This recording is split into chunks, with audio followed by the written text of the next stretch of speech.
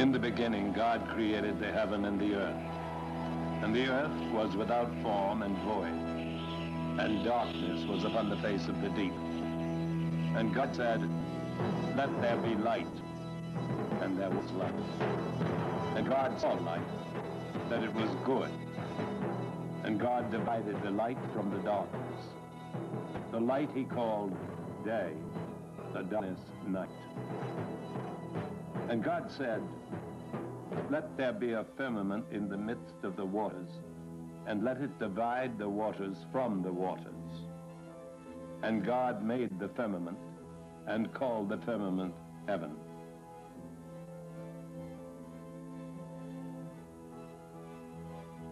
And God said, "Let the waters under the heaven be gathered together into one place, and let the dry land appear."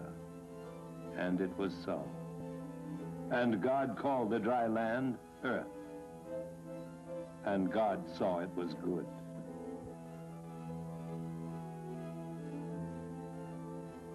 And God said, "Let us make man in our image, after our likeness, and let them have dominion over the fish of the sea, and over the fowl of the air, and over the cattle, and over the earth, and over every creeping thing that creepeth upon the earth."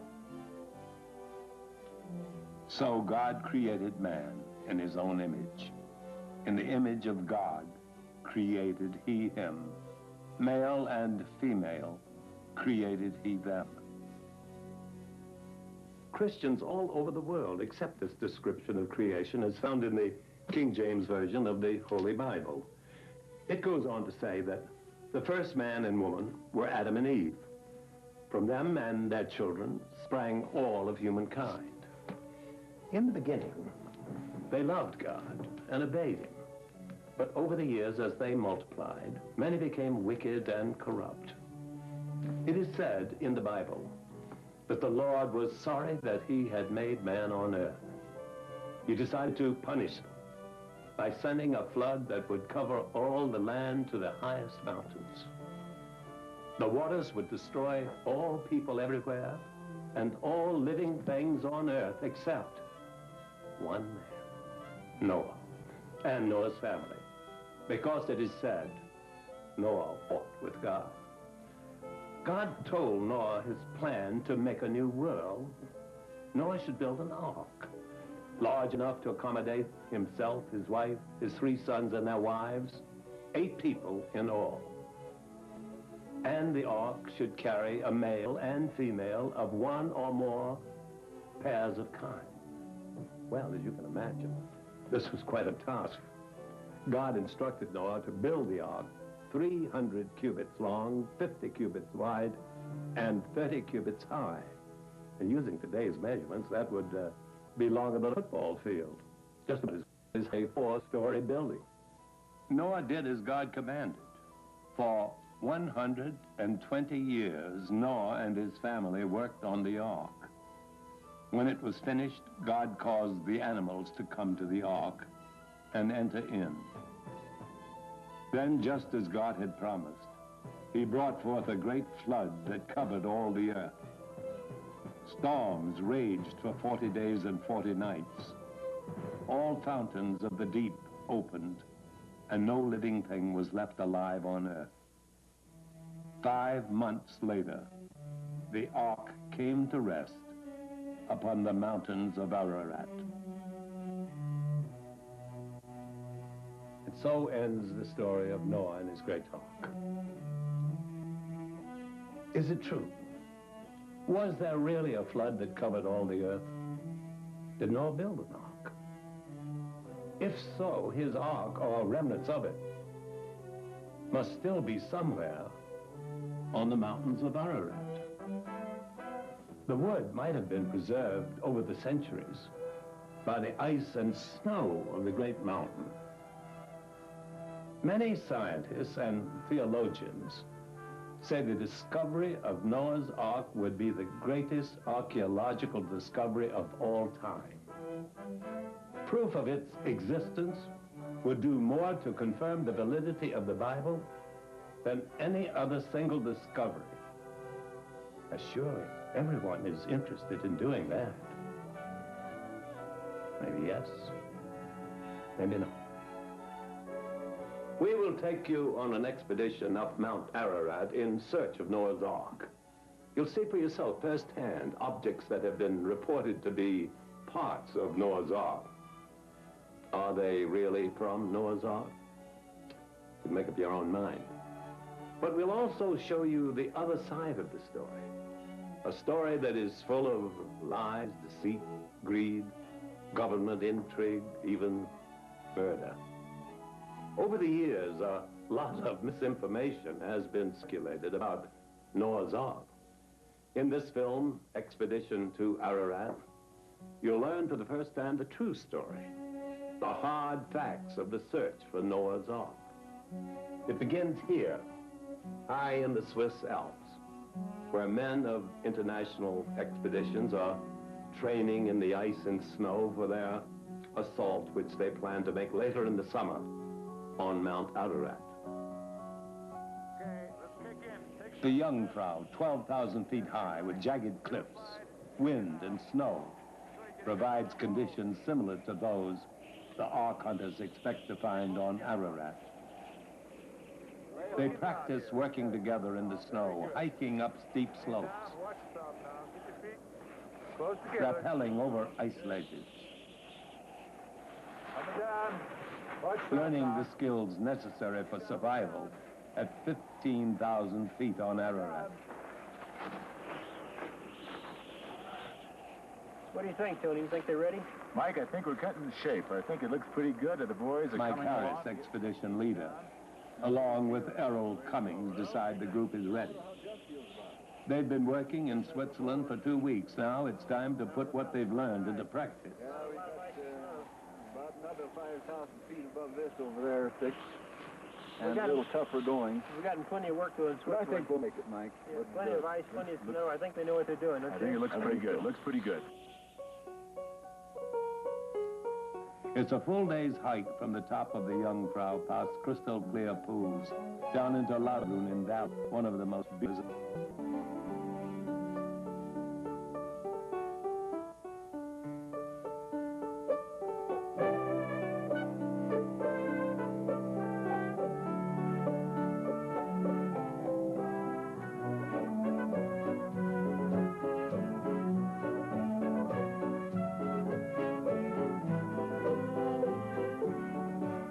They take the lift up the other side of the valley to Piz Gloria, a world-famous restaurant sitting on top of the Shielthorn, a perfect place to celebrate the end of training.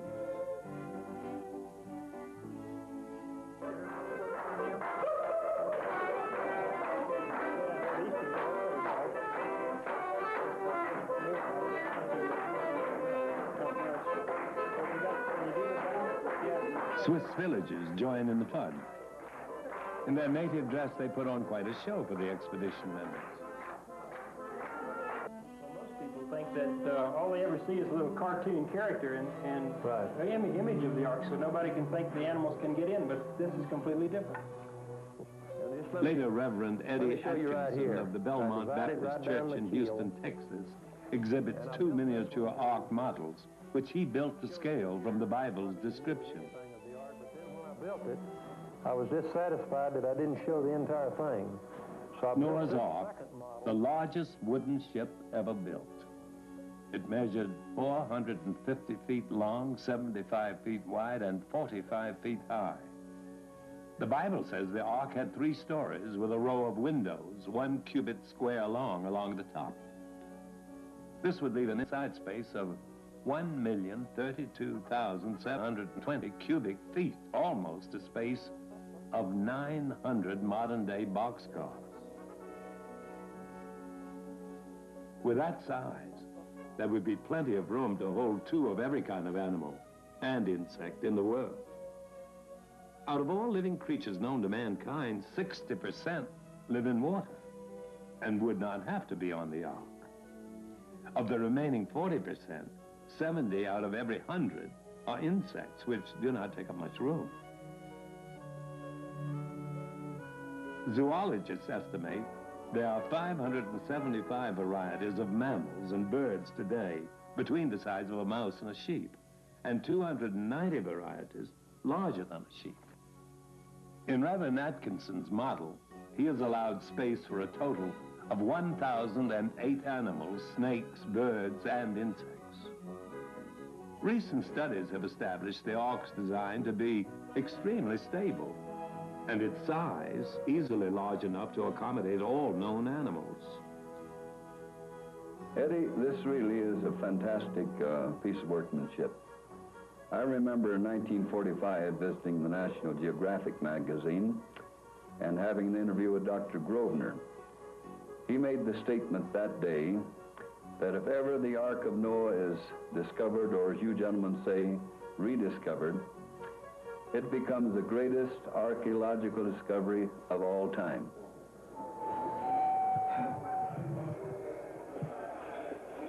The Orient Express. Once upon a time, one of the most luxurious of trains runs weekly between Paris and Istanbul.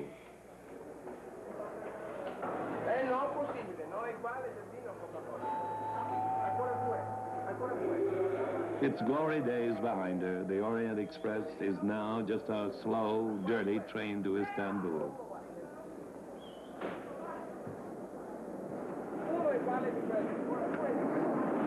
Expedition members board at Lausanne, Switzerland, and settle down for a long 3-day ride to the Orient.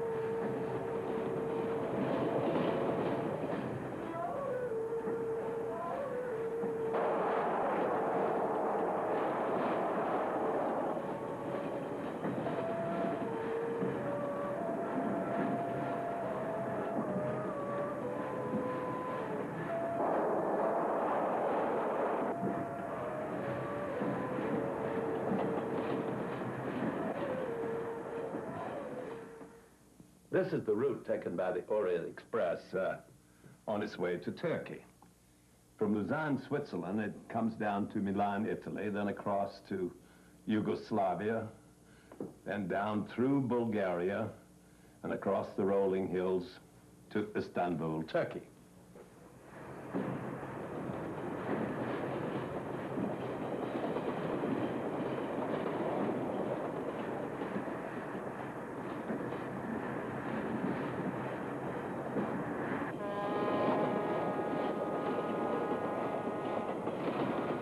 Istanbul, ancient city on the Bosphorus, where Europe ends and Asia begins.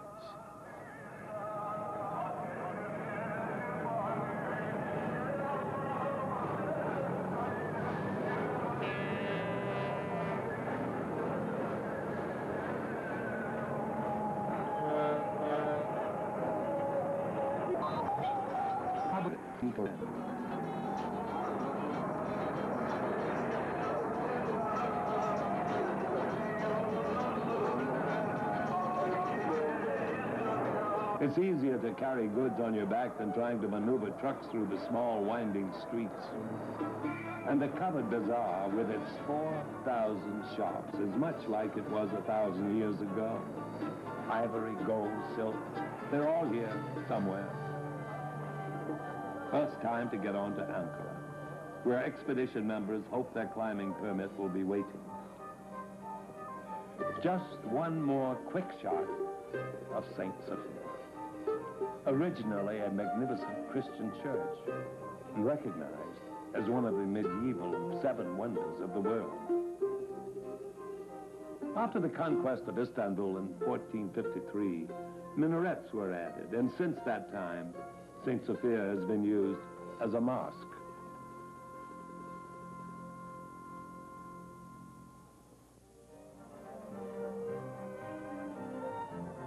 The next day, the men of international expeditions arrive at Ankara, capital of Turkey. It is here that they expect to pick up their climbing permits from Mount Ararat. They are assured everything is in order for their great adventure. This whole expedition is trying to find Noah's Ark, and I know that the research that you've done over many years and a lot of other people that have been trying to find the Ark, it all boils down to people think it is... The group meets at the Boulevard Palace Hotel in downtown Ankara. They go over the primary objectives of the expedition. But for the first time, that's what we want to do, is get to these things and try and prove that one of these objects is Noah's Ark. We have 5 such objects to go to this year, and they'll all be in the same general area on the east side of the Hora Gorge. It's right near Russia, isn't it? It's right within 12 miles of the Russian border. Yeah. And we have some photos that indicate... Turkish officials tell them that their climbing permits will be available to them in a few days. Let me show you part of the problem in obtaining climbing permits for Mount Ararat. Mount Ararat is here, fully within Turkey, but right on the borders of Russia and Iran. Anyone on the 17,000-foot high mountain can easily see far into Russia and Iran. It's a perfect place for sensitive spy devices, and that just might be the reason Mount Ararat is a restricted military area. Nobody can climb on a mountain without special permission from the government. No plane can fly near the mountain. Even civilian airlines must detour clear of Ararat. Now, here is what the expedition specifically wants to accomplish. Object number 1. This object has been the focus of much attention, not only in books, but in a recent film. It has been suggested that this object, located in the Ahura Gorge on Mount Ararat, is indeed Noah's Ark. Well, no one really knows for sure. Mike and Earl have had a computer enhancement made of this photograph. They're expecting the results to reach them while they're in Turkey. International Expeditions wants to be the first to get to the object and prove once and for all that it is or is not Noah's Ark. Object number 2. This photograph was also featured in a recent movie, which tells us that this object, complete with wooden planks, is a section of the Ark. They indicated the major portion of it broke loose and slid down into a canyon. One other thing must be mentioned. These straight black lines, publicized in another film as proof that a big wooden ship has been found on Ararat. And Mike and Earl are sure these lines are fake. International Expeditions had this photo analyzed by experts. Their conclusion: the photograph has been retouched. The lines drawn by hand. The third objective of the expedition is to search an area of the mountain known as the North Canyon, which is in the vicinity of the Ahura Gorge, where objects 1 and 2 are located. Now, this map, drawn by Earl from several eyewitness accounts, shows the direction the Ark should be found, protruding from the ice somewhere, possibly in the North Canyon area. So expedition members are anxious to get started. Each day's delay costs an additional $2,000. Permits are promised. All they can do is wait. In a country as fascinating as Turkey, it's difficult to sit in a hotel room and just wait. Mike takes everyone on a visit to Nemrut Dağ. Mount Nemrut, located in southern Turkey, rises above all of the surrounding mountains. On the very peak of the mountain is a heap of stones 450 feet high. It is believed that King Antiochus is buried under this pyramid-like heap. The southern and northern terraces contain gigantic statues resting on thrones. Many of the heads have fallen to the ground, probably knocked there by earthquakes, which are frequent in this area. Roman writing at the base of the huge statues tells the story of King Antiochus and how he built this monument to himself in the 1st century A.D. The head of the young king rests quietly now, silently guarding his tomb and listening to the serenade of the wind. Athena, goddess of wisdom, sat on a throne next to Antiochus, as did Zeus, father of the gods, symbol of power, supreme deity of the ancient Greeks. King Antiochus made certain his spirit would be protected throughout all eternity by surrounding himself with gods and goddesses and their mystical powers. Together, they lie strewn across the mountaintop, no longer the objects of sacrifice and praise by a pagan people. King Antiochus, alone, forgotten, on the mountain called Nemrud-Dor.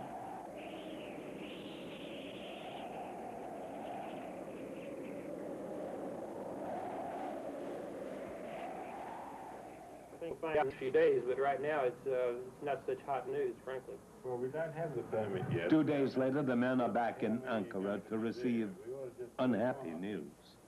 Officials say no permits yet, and maybe everyone will not be allowed on Ararat. Because you can't make an Jeff McMahon, expedition member from Australia, Well, and especially gives like his the opinion Federal of the Office, situation. we know he's the only man that's been up there how many times, Errol?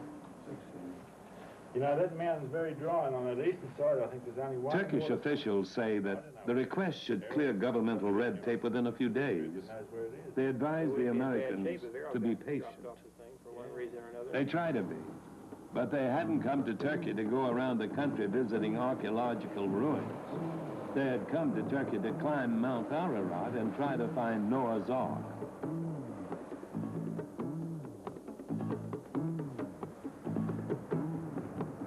Close to Ankara lies Bogostoy, ancient ruins of a people called Hittites. They were mentioned several times in the Old Testament. Abraham bought the field and cave of Machpelah from Ephraim the Hittite as a burial place for his wife Sarah. Abraham's grandson Esau married 2 Hittite wives, and David had Uriah the Hittite killed in battle so that he could have Uriah's wife, Bathsheba.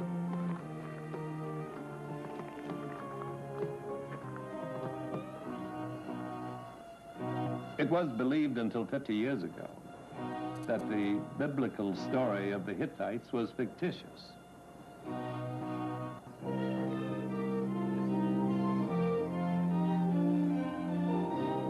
The actual site of these Hittite ruins reinforced the group's belief that the Bible was a true document, and that somewhere on the Mount Ararat range they would find proof of Noah's Ark.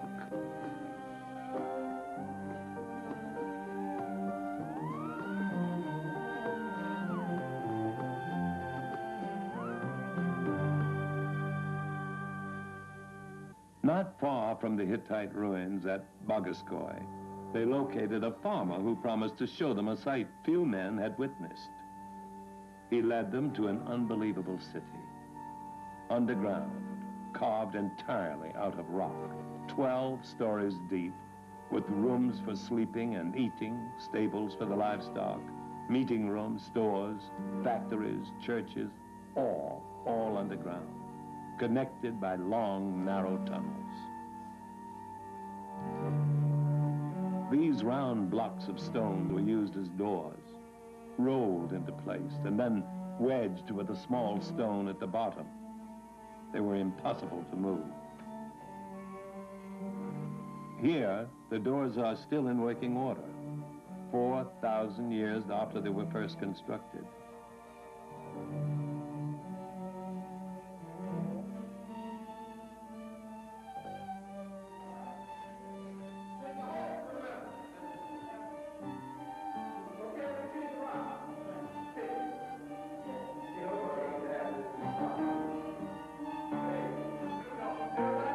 One of the doors was rolled partially shut to prove that it still worked. They were almost trapped in the darkness 100 feet underground. It took 45 minutes of hard work to move it back into place so they could get out.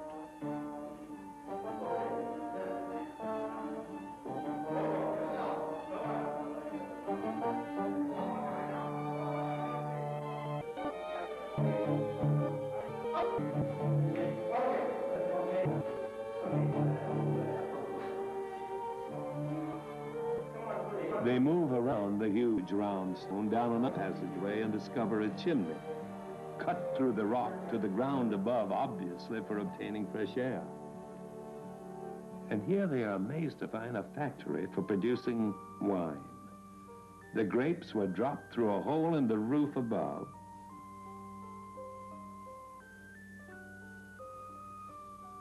Down into this stone vat, workers crushed the grapes, probably with their feet or heavy stones. The juice then ran down through this small hole to the level below, where it was caught in the large clay pots and stored until used.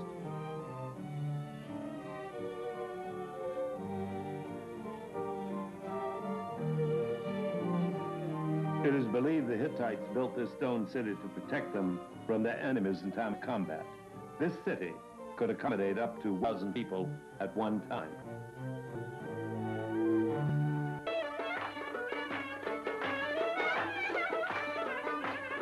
On the way back to Ankara, they come upon a ritual that's almost as old as man himself.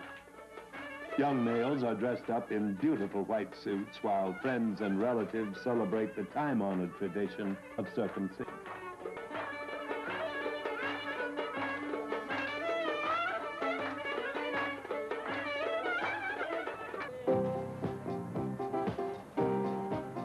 One back at their hotel room, everyone's in a light mood. The permit should arrive tomorrow, and everyone is ready to go.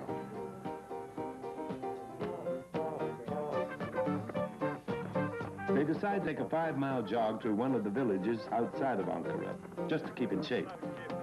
Most of the group has a nice run.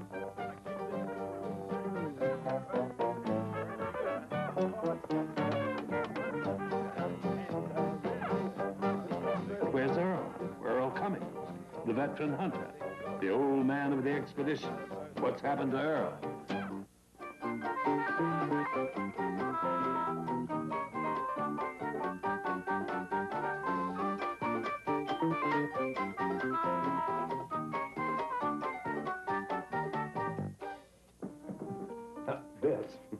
This is what the men are waiting for, a piece of paper. Officially signed by the Turkish Ministry of the Interior, the official stamp granting international expeditions permission to climb Mount Ararat. Now, this, by the way, is a copy of the permit Earl Cummings received for climbing Mount Ararat in 1973. Well, why do people go to so much trouble trying to get permission to climb Mount Ararat? To look for Noah's Ark? Is there any chance Bible stories about a worldwide flood and Noah's Ark could be true? Now, let me give you some facts. If you wanted to put man on one spot on the earth from which he could most easily travel to all other areas and repopulate the earth, where do you think that one spot would be? Now, computers tell us that one spot is located here, Ankara. Ankara, Turkey, is center of the world's geographical landmass, less than 900 miles from Mount Ararat, where Noah's Ark is supposed to have landed. Fact number 2, archaeologists have found that in this area of the world known as the Fertile Crescent, remains of man's early civilization in great cities like Babylonian Ur flourished here at a very early time. These early civilizations developed along these two great rivers, the Tigris and the Euphrates. Now, anthropologists tell us that migrations of nations generally follow the flow of a river. Therefore, if you trace the Tigris and the Euphrates rivers back to the point where they both begin, you should have located the spot where man first lived. And when you do this, you will discover that the headwaters of the Euphrates River originate here from the melted snows of Mount Ararat. And the source of the Tigris is only 75 miles from Mount Ararat. Fact number 3. If a great flood actually did destroy every living person, except Noah and his family, that living family would have told their own descendants of their experiences during the flood. And after Noah's family died, descendants who knew Noah would pass on his story by word of mouth to their descendants, and so on, generation after generation, each telling the wondrous story basically as it had been told to them. Slowly, the story of the great flood would pass from direct fact, as told by Noah himself, to hearsay, as told by descendants, to legend, and finally, to myth, as the flood story is generally regarded today. Now, if that is precisely what happened, you'd expect that today, people around the world, different races, different cultures, widely separated, but all descendants of Noah, most would have a flood story to describe how their race of people began. That is exactly what you did, Tommy. Now here in New Guinea, the Samokubu tribesmen, completely isolated from civilization, are quite certain that if you make the lizards angry, they will cause another flood in which everyone will perish. Now, in North America, with its many Indian tribes, has its share of flood legends, 46 of which deal with a universal flood. The Chinese have records and traditions of a great flood. It's a curious fact that the word used for ship, as printed in Chinese books and papers, is this very ancient character made up of the picture of a boat and 8 mouths, showing the first ship was a boat carrying 8 persons. No, there's more. Chinese people believe they are direct descendants of an ancient ancestor called Nuwah, who distinguished himself for overcoming a great flood. Now, is it possible that the Chinese Nuh'un and the biblical Noah are the same? This man, Georgi Agopian, an Armenian, visited the Ark not once but twice. Georgi was just a boy when his uncle took him to see the relic. They approached the mountain from this town called Dogobayazet. Just outside of Bayazet, they passed this beautiful sultan's castle and began circling Ararat to the north. George's uncle wanted to make his climb from this side of the Ahura Gorge. Here at the village of Ahura, George's uncle borrowed a donkey for him to ride. They passed the burial place of St. Jacob, a holy man who was supposed to have owned a piece of the Ark. Higher and higher they climbed above the gorge, when it became too steep and rocky. There it was, Noah's Ark. Georgie couldn't believe what he was seeing. They climbed up the rock as high as God. To Georgie, the wood appeared to be in very large. Nowhere could he feel a place where the planks joined, but he could see the joints and grain plainly. When Georgie returned home and told the story to his young friends, he found that many of them had also seen the Ark. Georgie died in 1972, an old man, with no living relatives and not at all interested in publicity finding the Ark. Got Georgie to tell his story before he died. There's no reason to believe the story is not true. Now, here's a more recent sighting, one that has received a lot of publicity. In 1952, Fernand Navarro from Bordeaux, France, shown in this photo with Earl Cummings, climbed Mount Ararat in search of Noah's Ark. He left from the village of Igda and climbed up to the snowfield that covers Ararat all year round, above 12,000 feet. His party had to be careful while crossing one of the many glaciers. A fall into an ice crevasse could mean instant death. Suddenly, he saw what looked to him like large wooden beams down on the ice.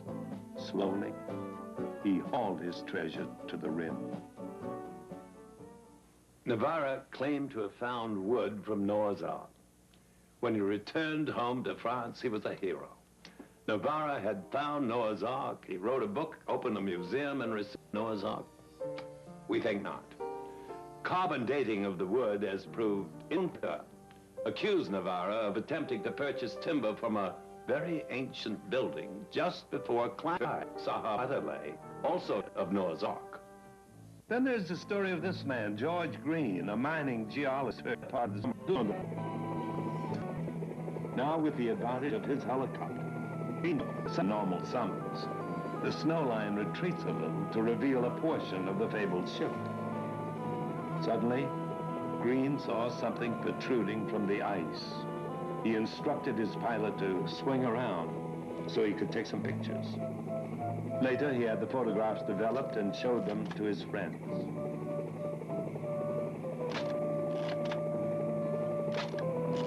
Fred Drake, an avowed atheist, saw Green's photographs of the Ark. Because of those photographs, Fred Drake renounced his atheism and became a Christian.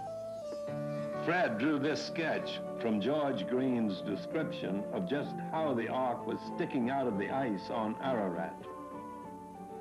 Today, George Green is dead. He was murdered on December 27, 1962 in Georgetown, British Guiana.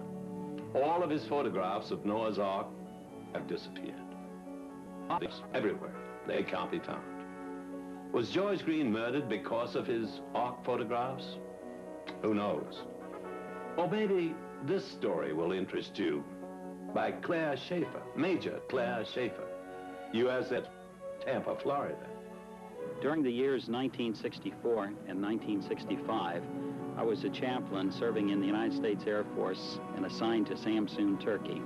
As I best remember it, it was during the autumn of 1964 that upon my return to Samsun after a weekend absence, that the men came running out to the plane to greet me with these words: "Chaplain, you really missed it. You should have been here." And I asked, what was so great and what had happened that was so important that I should have been there for it? And they said, "Chaplain, we had a team come through here that was an expedition team on Mount Ararat. And they were from the National Geographic Society, and they spent the night with us." I immediately asked the question, "Men, did you ask the team, had they found Noah's Ark?" And my men replied, "Yes, we asked the question, but they said they could not answer that question. However, they would say that they had made the greatest discovery in human history." Because of that experience there, I very quickly joined the National Geographic Society so I would receive all the magazines, for I certainly did not want to miss that magazine with the report of the expedition to Mount Ararat. Up until today, I have read all of those magazines. I have not missed one copy or one issue, and there has never been any report published on that expedition to Mount Ararat. Major Schaefer is still waiting for an article to appear in the National Geographic on the discovery of Noah's Ark. Incidentally, this letter from National Geographic says it never had an expedition to Mount Ararat. Now, David Duckworth from Farmington, New Mexico, also has a very interesting story concerning his involvement with the Smithsonian Institution and Noah's Ark.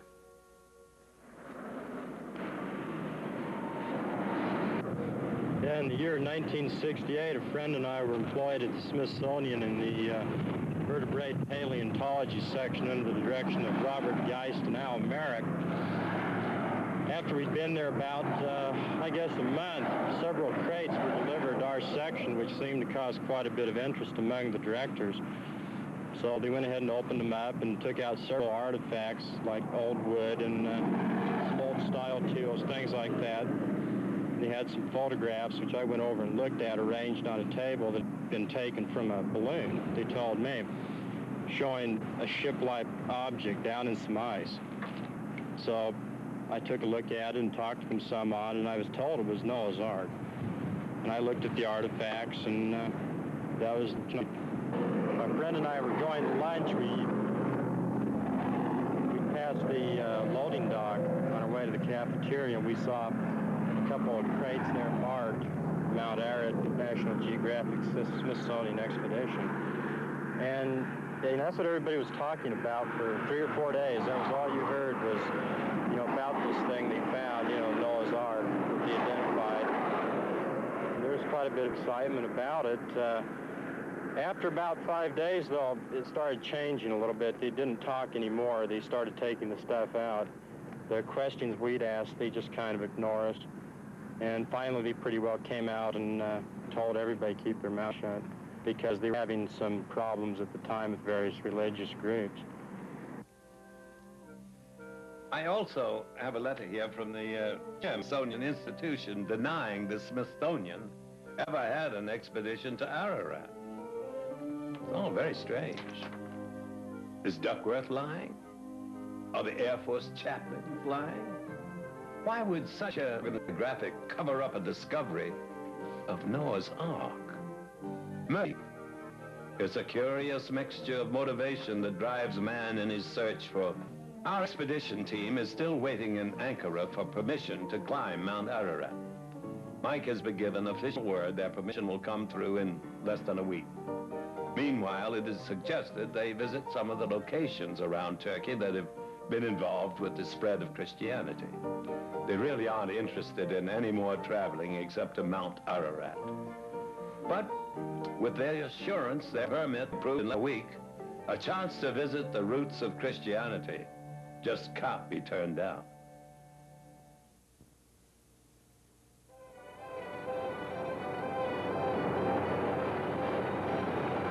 Christianity began in Israel 2,000 years ago, following the crucifixion of Christ. Apostles spread the word first throughout Asia Minor and then to the rest of the world.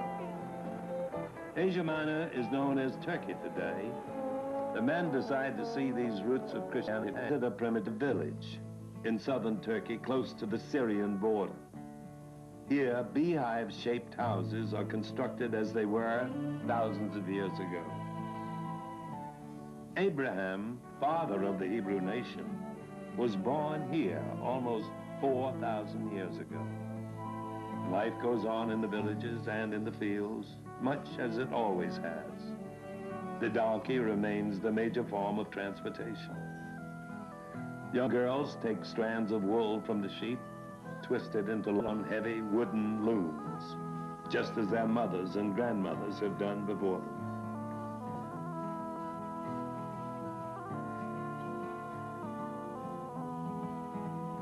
It may take months to finish one rug, but girls work on, seeming never to make a mistake, knowing just where to put each thread in a sometimes very intricate pattern.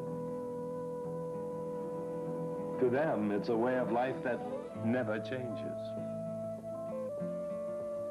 Young boys tend to their sheep and goats just as young boys were doing even before the time of Jesus.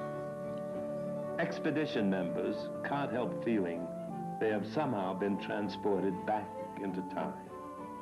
The way of life in Turkey, especially in the countryside, is just as people have lived it for thousands of years. In some villages, with no lights, no telephone, no television, auto has not changed. At a watering hole nearby, it is just like Noah's Ark come to life. Mules, cows, water buffalo, beautiful children, all spending a quiet time away from the afternoon sun. They're reminded of teaching by Jesus. Blessed are the meek, for they shall inherit the earth. Blessed are the merciful, for they shall obtain mercy. Blessed are the pure in heart, for they shall see God.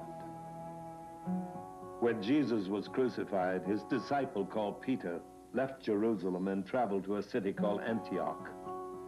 Its people were obsessed with riotous living and worship a pagan god.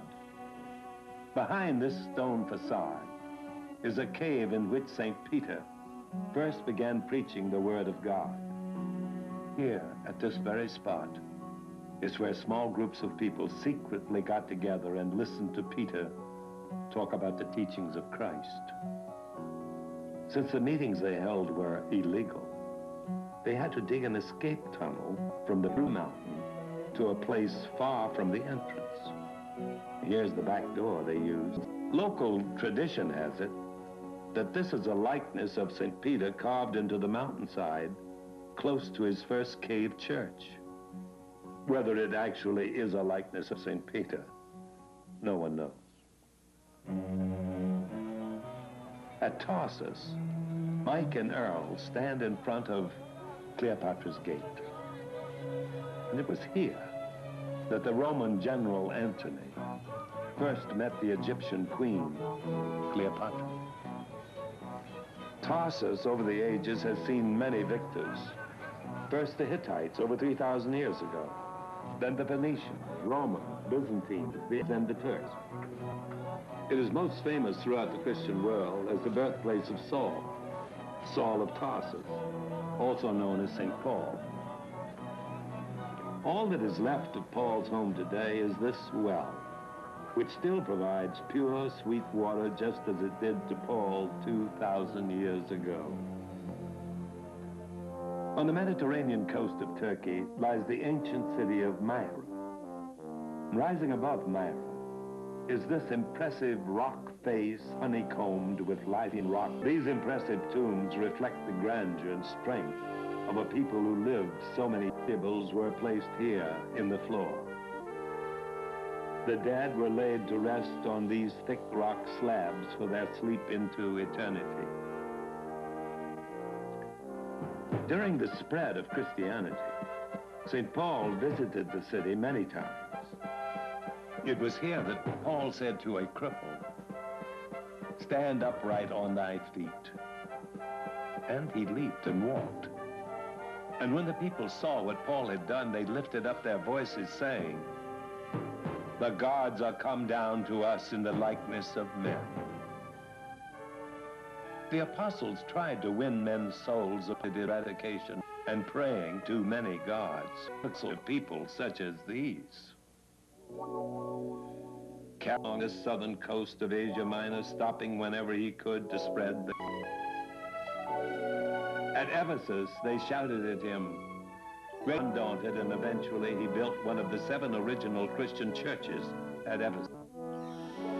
It is said that the Blessed Virgin Mary, Mother of Jesus, was brought here to Ephesus by John. And it is said that she lived the last years of her life in this place. In the 4th century, a small church. Today, both Christians and Muslims come to Ephesus to pray at the home of the Virgin Mary. On the way back to Ankara, they passed the Basilica of St. John, one of the original 7 Christian churches mentioned in the Bible. The building is huge and was considered to be one of the largest brick structures of the Roman period. Its doorstep was cut from a single 30-ton block of white marble.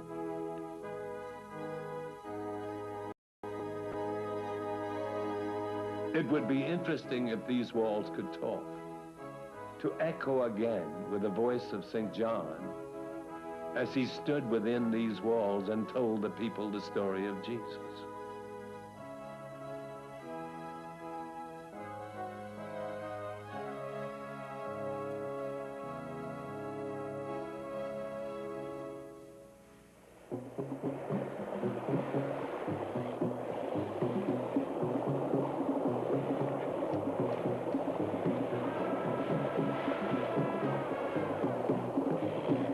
As the visitors head back to Ankara, they encounter another obstacle to slow them down. A bridge was washed out, and it was too far to the next one, so they had no choice but to try to cross here. No luck. It was too deep, and they flooded out. There was no time to just sit in the river, so everybody jumped out and went looking for help. It was found quickly in the shape of a tractor. By now, there was plenty of advice on shore. Everybody had a solution.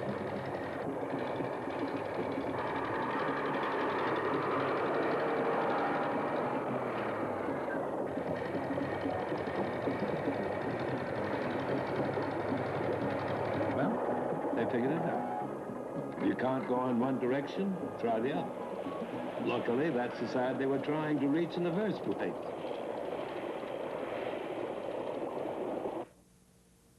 When the men of international expeditions got back to Ankara, they were hoping to receive permission to climb Mount Ararat. They didn't get it. More government red tape, U.S. trade embargo on Turkey. The excuse is still the same result. No permit. That time, they had to get back to jobs, families, and to make matters, Earl had been waiting for did arrive. This is the boat with the camera. It was this picture they had enhanced by computer. The shape is roughly the same size as the arc described. Some sort of raised area that runs along the top. It's the biblical arc. The photos are not clear enough to prove that this is Noah's Ark. But it definitely is an object that should be checked as soon as possible. It's like a disbanded, and now these photographs that look figure out whether there's anything they can do before giving up.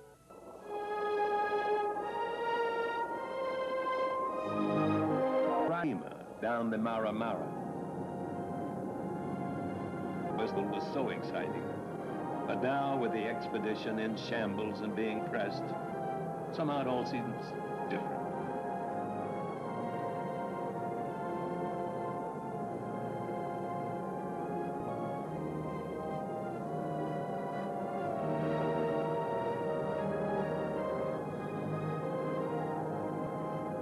Then an idea begins to form. If they couldn't get permission to climb Mount Ararat, maybe someone else could. Probably not Americans, but Turks. It's not against the law for Turkish citizens to climb Mount Ararat. That's it. If they could locate a group of Turkish people, could show them where to go, how to film, give them all the equipment they'll need, then international expeditions will be back on track with an international team. Suddenly things looked better. They had a plan. Now all they had to do is locate the right Turks.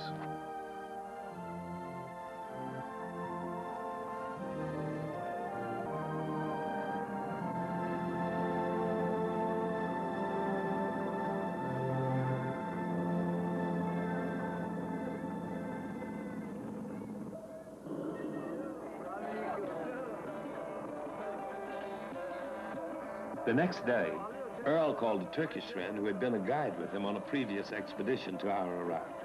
His name was Yücel Dönmez, a professional photographer for Günaydın newspaper in Istanbul and an experienced mountain climber. Yücel was immediately interested in what Mike and Earl had to offer. Yücel had been to the top of Ararat 61 times, so obviously you'd have no trouble going to whatever part of the mountain he was directed. Yücel contacted 4 Turkish friends, 2 with experience climbing and 2 with expertise filming. They picked up their gear in Istanbul, everything they would need: tents, cooking gear, film, cameras, rope, ice campons, food. They were well equipped. They planned to be gone for at least on Ararat. Everything they would need, they would have to carry with them. Before leaving, Mike went over everything with Yücel again. Where to search, how to film. It was important he filmed the objects as close as possible. It was a lot of responsibility to put on Yücel, but they had no choice. He was their only hope for success. They'd have to stay behind and just wait. Americans weren't allowed anywhere near Mount Ararat. This would have to be an all-Turkish effort. International expeditions truly was going to be international in scope. Americans and Turkish, Christians and Muslims, working together to try and make the greatest archaeological discovery of all time, the discovery of Noah's Ark.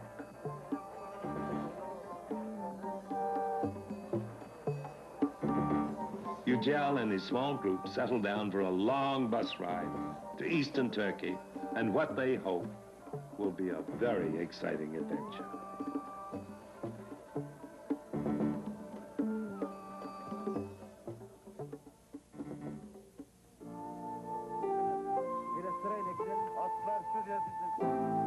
"3,500 feet up the slopes of Mount Ararat, not far from the entrance of their Ahora Gorge, Yücel stops at the village of Ahora.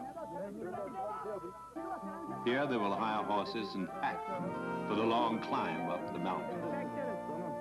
Tradition says this Abel family first settled when they came off the mountain. Right away, Yücel runs into trouble.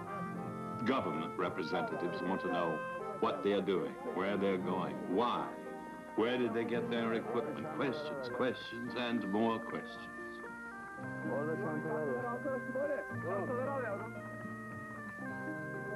Finally, they are allowed to go, provided 2 government men go with them, and provided they do not go into the North Canyon area.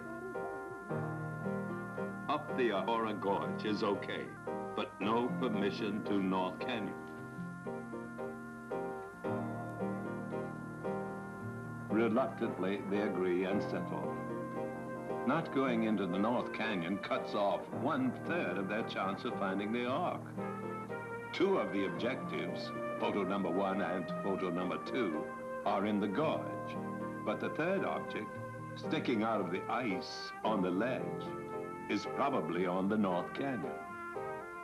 What do they know? Maybe it's not the Ark at all. Maybe it's a military secret that must be protected. Well, they set up their first camp several miles from the village of Ahora and closer to their goal.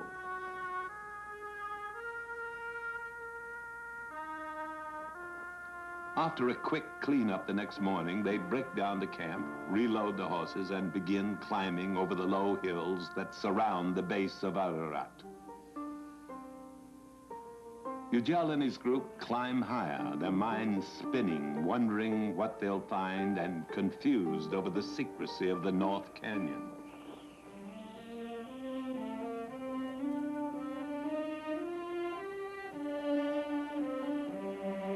Second in command of the Turkish team is a short, muscular man who is called Dynamite by Earl Cummings.